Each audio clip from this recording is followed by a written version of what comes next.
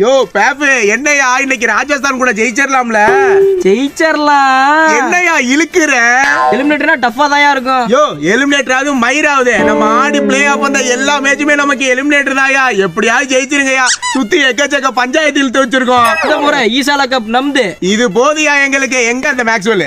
யோ Maxwell உன்னை நம்பிதாயா இருக்கோம். எப்படியாவது எலிமினேட்டர்ல ஒழுங்காடி ஜெயிச்சு கொடுத்துறியா? ஐயோ ஐபிஎல் ஸ்டார்டிங்ல தான் ஃபார்ம் அவுட்ல இருந்தேன். இப்பதான் T20 வேர்ல்டு கப் வருது இல்ல, அதனால ஃபார்முக்கு வந்துட்டேன்யா. வேர்ல்டு கப் வந்தாலே தான் நீ ஃபார்முக்கு வந்துருன்னு எங்களுக்கு தெரியுமே. இந்த முறை ஈசாலா கப் நம்பு. இது போதியா எங்களுக்கு. எங்கே தலைவன் கோலி?